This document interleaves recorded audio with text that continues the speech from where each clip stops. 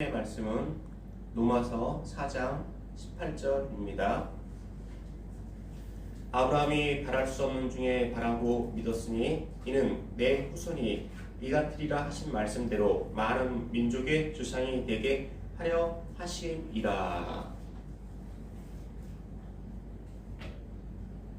바랄 수 없는 중에 바랄 수 있는 법칙이란 제목으로 말씀을 드리도록 하겠습니다. 바랄 수 없는 중에 바란다는 것은 무모한 것이고 부질없는 생각입니다. 전혀 불가능한 것을 바란다는 것은 많은 사람들에게 조롱받고 놀림거리가 충분히 될 수 있습니다. 그러나 바랄 수 없는 환경과 조건이지만은 창조주 하나님을 바라보고 예수 그리스도의 이름으로 기도하고 성령님께 의지할 때 우리는 바랄 수 없는 중에 바랄 수 있습니다. 성경에 나오는 아브라함과 요셉을 통해서 그들은 어떻게 바랄 수 없는 중에 바라보아서 하나님의 도우심을 얻게 되었는지와 예수 그리스도를 통하여 바랄 수 없는 중에 바라는 것이 무엇인지에 대해 말씀해 드리도록 하겠습니다. 첫째, 아브라함은 바랄 수 없는 중에 바라서 믿음의 조상이 되었습니다. 로마서 4장 18절에 아브라함이 바랄 수 없는 중에 바라고 믿었으니 이는 내 후손이 이같으리라 하신 말씀대로 많은 민족의 조상이 되게 하려 하심을 인함이라. 그가 믿음의 조상이 된 연유는 이렇습니다. 아브라함이 자기 본토 친척 아비집을 떠나는 순간은 무엇하나 바랄 수 있는 상태가 아니었습니다. 태어나고 자라고 생활한 곳을 떠난다는 것은 참으로 힘들고 어려운 것입니다. 새로운 곳으로 떠난다는 것은 과거와의 단절을 의미하는 것이고 과거에 알았던 도움 그리고 사람들로부터의 도움이 끊어지는 것을 의미합니다. 현재의 상태보다 좋은 것과 현재 만나는 사람보다 더 좋은 사람들이 있다는 확신이 있다면 과거의 것을 버리고 떠난다는 것은 기쁨과 즐거움인 동시에 희망을 주는 것이지만 갈 바를 알지 못하고 나아간다는 것은 절망, 두려움, 어려움, 궁핍, 곤란이 있는 것입니다. 외국으로 이민을 가는 사람이 절망과 두려움과 어려움을 찾아서 이민을 가는 것은 아닙니다. 새 희망과 새 꿈을 이루기 위해서 기대를 가지고 부푼 꿈을 안고 현재보다 더 좋은 삶을 추구하기 위해서 이러한 믿음을 가지고 이민을 가는 것입니다. 그러나 아브라함은 장래에 대한 확정적인 결과가 주어진 것이 아니었고 장밋빛 인생이 펼쳐질 것이라고 예견되어지지 않은 상태에서 나아갔다는 것입니다. 히브리서 11장 8절에 믿음으로 아브라함은 부르심을 받았을 때 순종하여 장래 기업으로 받을 땅에 나갈새 갈 바를 알지 못하고 나갔으며 라고 했습니다. 전혀 바랄 수 없는 상태에서 나아간 것입니다. 바로 이것이 믿음의 조상이 된 연유입니다. 오늘날 인생의 길을 걸어가는 동안 사람의 생각으로는 보이는 길이지만 하나님의 동행하심과 하나님이 주시는 평안함이 없는 길, 반대로 사람의 생각으로는 전혀 보이지 않는 길이지만 하나님의 동행하심과 하나님이 주시는 평안함이 있을 때 후자의 길을 선택하시기 바랍니다. 그것이 아브라함이 걸어간 길을 닮아가는 것이고 종국적으로는 큰 축복을 소유하는 길이 됩니다. 구원받은 자나 구원받지 않은 자나 광야 같은 인생길에서 둘 다 내일을 알지 못합니다. 그렇기 때문에 바로 오늘이 현재가 세상의 모든 사람들에게 있어서 똑같이 동일하게 본토, 친척, 아비집이 되고 내일은 갈 바를 모르는 장래 기업이 되는 것입니다. 주일이 지난 다음 월요일날 무슨 일이 일어날지 아는 사람은 아무도 없습니다. 그것은 구원받은 자나 구원받지 않은 자나 동일하게 마찬가지입니다. 그러나 구원받은 성도들이 말씀에 의지하고 나갈 때 하나님의 말씀에 순종할 때 갈 바를 알지 못하는 광야 같은 내일이 소망이 가득한 날로 변하게 되는 것입니다. 오늘이라는 본토 친척 아비집을 현재라는 시간의 본토 친척 아비집을 모든 사람은 분명히 떠나야 하고 떠날 수밖에 없는 운명입니다. 오늘이라는 이 시간은 영원히 우리에게 머물러 있지 않습니다. 구원받은 자녀가 하나님의 말씀에 의지하여 갈 바를 모르는 내일과 먼 장래를 향해서 떠날 때 그것은 또 다른 하나님의 축복하심이 예비되어 있는 내일이 될 수 있는 것입니다. 둘째, 요셉은 바랄 수 없는 중에 발해서 한 가족을, 한 민족을 구원하는 큰 일을 감당하게 되었습니다. 요셉이 바랄 수 없는 환경을 소유하게 된 연유를 성경은 이렇게 기록하고 있습니다. 창세기 37장 3절 이하에 요셉은 노년에 얻은 아들이므로 이스라엘의 여러 아들보다 그를 깊이 사랑하여 위하여 채색 옷을 지었더니 그 형들이 아비가 형제들보다 그를 사랑함을 보고 그를 미워하여 그에게 언사가 불평하였더라. 요셉이 꿈을 꾸고 자기 형들에게 구하매 그들이 그를 더욱 미워하였더라. 요셉이 그들에게 이르되 청컨대 나의 꿈을 들으시오. 우리가 밭에서 곡식을 묵더니 내 단은 일어서고 당신들의 단은 내 단을 둘러서서 절하더이다. 그 형들이 그에게 이르되 너가 참으로 우리의 왕이 되겠느냐, 참으로 우리를 다스리게 되겠느냐 하고 그 꿈과 그 말을 인하여 그를 더욱 미워하더니 요셉이 다시 꿈을 꾸고 그 형들에게 구하여 가로되 내가 또 꿈을 꾼즉 해와 달과 열 한 별이 내게 절하더이다 하더라 하였습니다. 요셉의 꿈에는 모든 가족이 자기에게 절하는 꿈이었지만 현실은 요셉이 양을 치는 목동이고 위에 많은 형들이 있고 동생 베냐민이 있는 한 소년에 지나지 않았습니다. 이러한 꿈의 이야기가 원인이 되어 형들은 요셉을 죽이기를 깨하였다고 성경은 기록하고 있습니다. 창세기 37장 18절 이하에 요셉이 그들이 가까이 오기 전에 그들이 요셉을 멀리서 보고 죽이기를 깨하여 서로 이르되 꿈꾸는 자가 온도다 라고 했습니다. 그러나 요셉의 형제들은 요셉을 죽이지는 않았고 미디안 사람들에게 그를 팔아넘겼고 다시 요셉은 바로의 시대장인 보디발에게 팔렸고 보디발 장군 아내의 모함으로 억울한 누명을 쓰고 다시 왕의 지수를 가두는 감옥에 갇히게 되었습니다. 왕의 감옥에서 그는 술 맡은 관원장과 떡 굽는 간원장의 꿈을 해몽하였고 후에 그것이 계기가 되어서 바로의 꿈을 해몽한 후에 요셉은 한나라의 총리가 되었습니다. 왕 다음으로 높은 자리에 앉게 된 것입니다. 아버지인 야곱과 그를 팔아넘겼던 형제들은 수십 년의 세월이 흐른 후에 그 땅에 흉년이 들게 되자 곡식을 사기 위해 요셉이 총리가 있는 애굽으로 곡식을 사러 왔고 형제들은 총리인 요셉을 알아보지 못하고 절을 하게 되었습니다. 수십 년 전에 꾸었던 꿈 그대로 요셉의 앞에서 형제들이 절을 하는 모습이 이루어진 것입니다. 후에 요셉은 그의 아버지 야곱과 형제들을 애굽으로 불러서 흉년에서 구원하고 장차 출애굽을 이루는 큰 민족을 이루게 되었다고 성경은 기록하고 있습니다. 요셉이 소년 시절에 꿨던 꿈 해와 달과 별이 절하고 형제들의 곡식단이 절하는 것은 하나님이 주신 꿈이었습니다.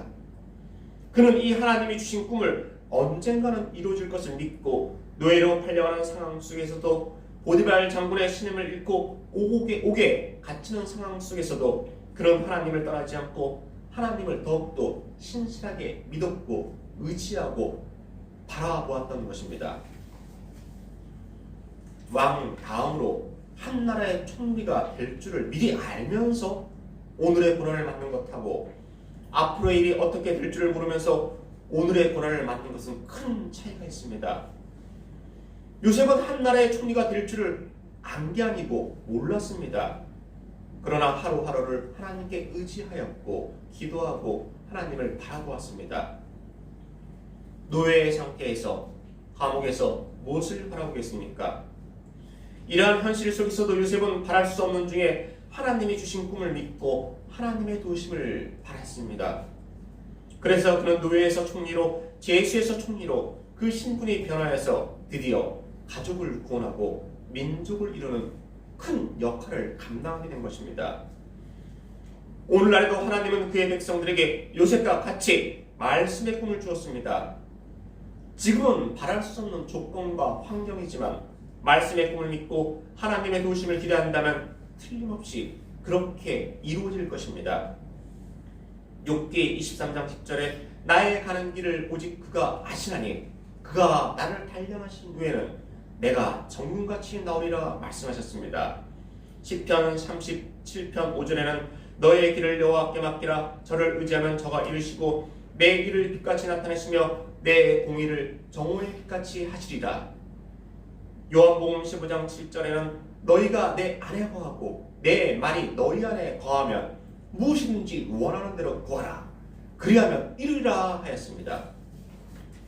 현재는 고난과 시험과 아픔이 문제가 있는 현실이지만 이 말씀의 꿈을 믿고 의지하는 사람에게는 틀림없이 그 말씀의 꿈이 현실로 이루어지게 됩니다. 셋째, 예수 그리스도는 인성으로서 사람으로서 바랄 수 없는 상태의 시험을 이기심으로 인류의 죄를 대속하셨습니다. 하늘 보좌를 버리시고 이 땅의 신의 육신의 몸을 입고 오신 주님은 공생애를 시작하기 전에 요한에게 세례를 받으시고 40일을 금식한 후에 성령님에게 이끌려 광야에서 사단에게 세 가지의 시험을 받으셨습니다. 첫 번째는 육신의 정욕에 관한 시험이었습니다.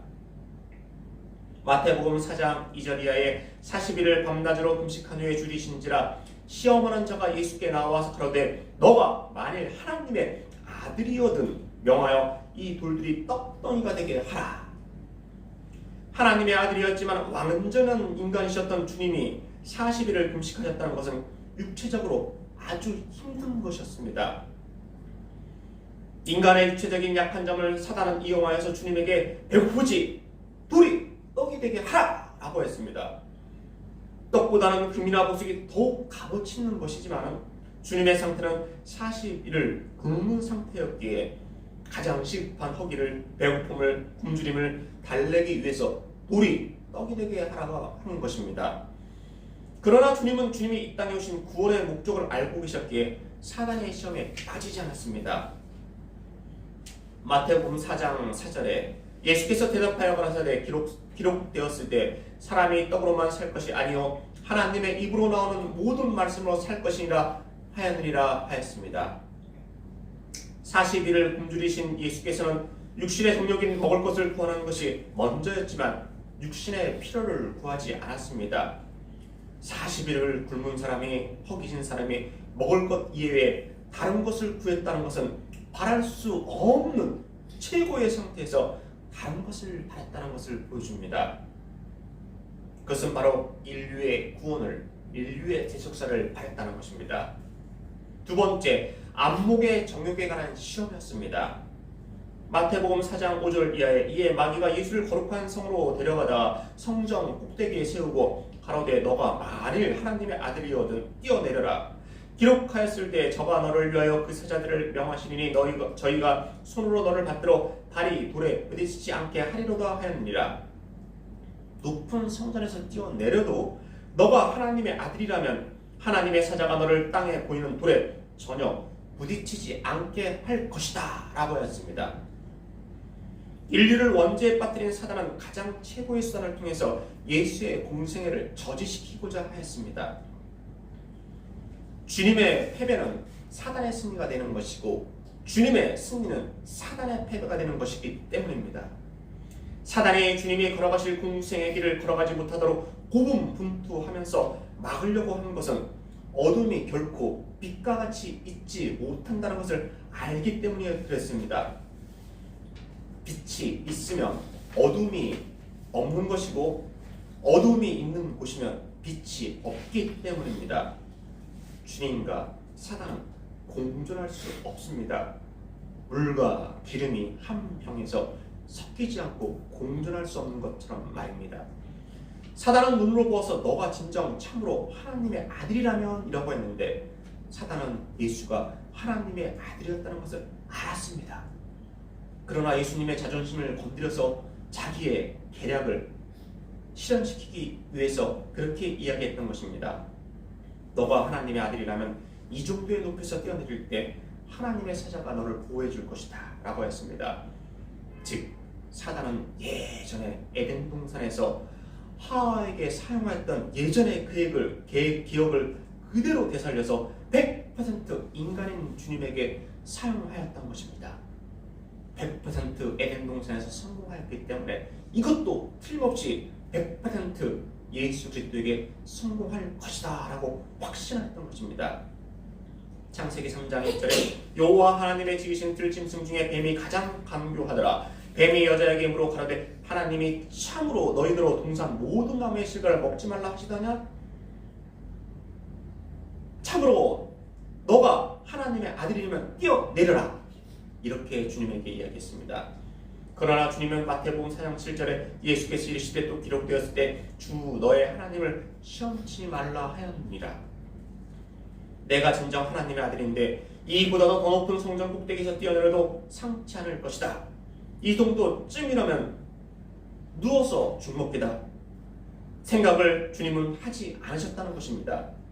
보통의 사람이었다면, 보통의 인간이었다면 옆에서 놀리고 빈정대는 사람에게 자신이 가지고 있는 능력을 보여주기를 원하지만 주님은 인간으로서 바랄 수 없는 것을 소유하신 분이었고, 즉 인류의 모든 죄를 대속하셔야 하는 유일무이한 분이셨고, 이를 성취하기 위해서 하나님의 말씀으로 이겼다는 것입니다. 셋째, 이생의 자랑에 관한 시험이었습니다.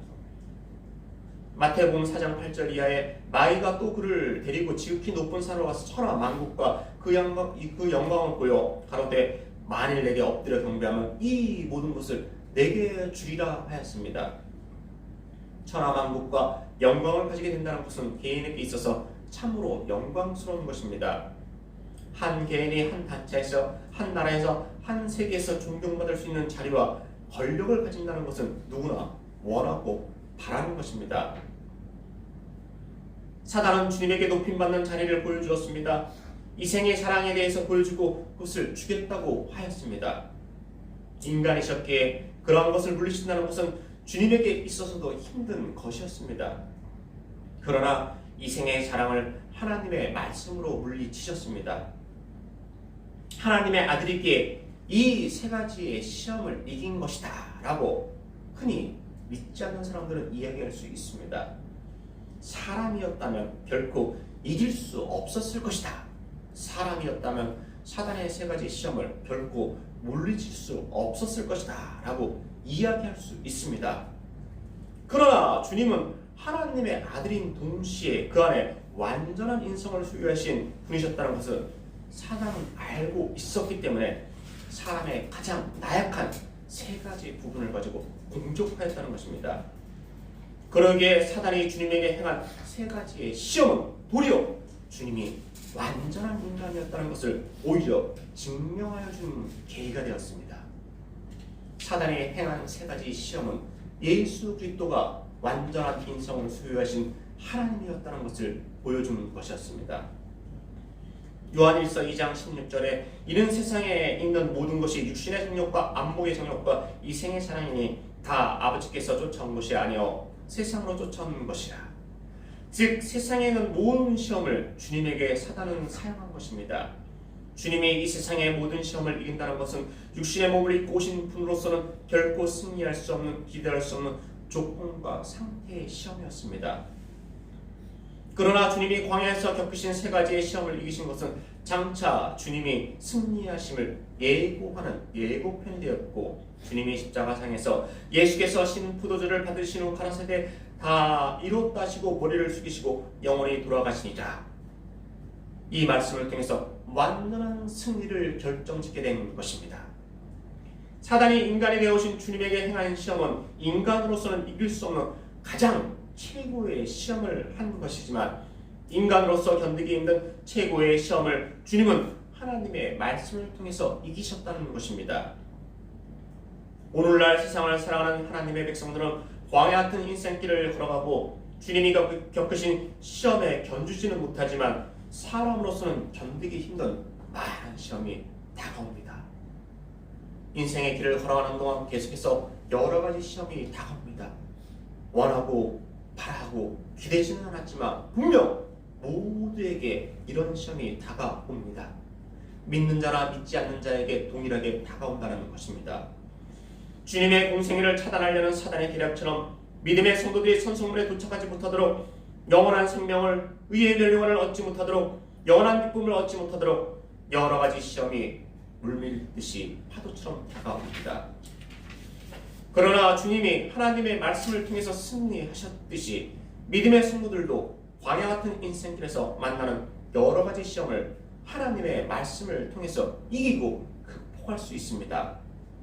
그래서 주님께서는 광야에서 그 세 가지 시험을 말씀으로 이겼다는 것을 보여주는 것입니다. 성도가 바랄 수 없는 중에 바랄 수 있는 것은 오직 하나님의 말씀을 통해서 바랄 수 있는 것입니다. 오늘 저는 바랄 수 없는 중에 바랄 수 있는 하나님의 법칙이라는 제목으로 말씀해 드렸습니다. 첫째, 아브라함은 바랄 수 없는 중에 바라서 믿음의 조상이 되었습니다. 둘째, 요셉은 바랄 수 없는 중에 바라서 한 가족을, 한 민족을 구원하는 큰 일을 감당하게 되었습니다. 셋째, 인성으로서 바랄 수 없는 상태의 시험을 이기심으로 주님은 인류의 모든 죄를 대속하셨습니다. 세상의 사람들은 바랄 수 없는 중에 기적이나 유행을 바라지만 하나님의 백성들은 바랄 수 없는 상태와 조건과 환경과 물질과 건강 속에서 바랄 수 있는 것은 삼위일체 되신 보혜사 성령님이 우리와 함께 오늘 내재하심으로 바랄 수 있는 것입니다. 숨을 쉬는 것은 살아있다는 것입니다. 숨을 쉬지 않는 것은 죽은 것입니다. 구원받은 자녀가 되었다는 것은 하나님이, 주님이, 보혜사 성령님이 함께 하여 주신다는 것입니다. 삼위일체 하나님이 함께 하시는 성도는 바랄 수 없는 중에 바랄 수 있습니다. 지금은 바랄 수 없는 환경과 조건이지만 주 안에서 바랄 수 없는 중에 바람으로 승리의 계가를 모두 부르시기를 주님의 이름으로 축원합니다.